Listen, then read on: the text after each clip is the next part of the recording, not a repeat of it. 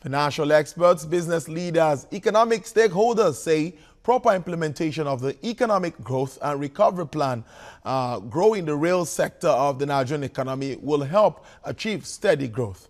This formed part of the discussions at the business conference in Lagos, which focused on diversification of the Nigerian economy. We have details in this report.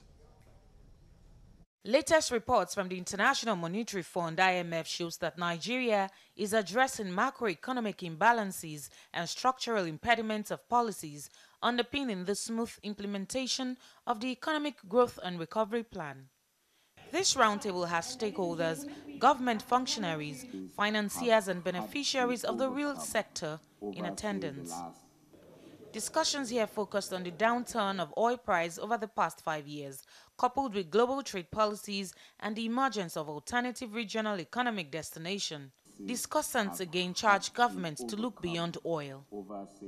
Essentially, what you have is a weakening of capacity in the market in terms of disposable income, or with corporates, the capacity to invest, focus on cost reduction. All the banks are now about cost to income ratio, and so that certainly has been the largest impact. One of the major challenges to be competitive is about cost of funds.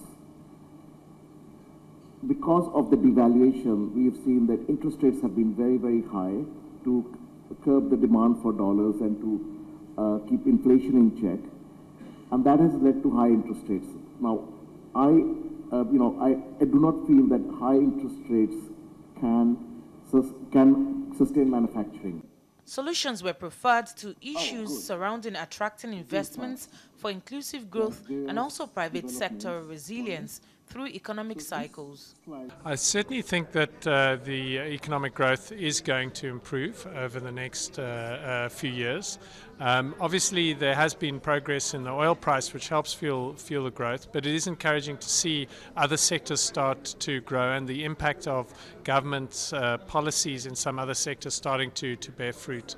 I also think that this is a huge consumer economy, and so the consumer part of the economy with increased liquidity will start to grow much more strongly over the coming years. It was apt that the government, working with partners, put together a plan to bring us out of the recession that we're in.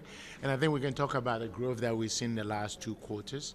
So there are parts of it that they're progressing, and I think there are others that are going to come. So we're quite excited that for the first time there is an economic recovery growth plan that links to the budget that's done annually, and hopefully it leads to real sector focus, bringing the public sector and the private sector to talk about the issues that hinder the ability to progress on the things that we need to do to move the country forward. The role of the banking sector was also spelled out. Financial institutions broadly comprise the core of what we call soft infrastructure. We need to have the right financing, we need to mobilize the right financing to really underpin the hard infrastructure.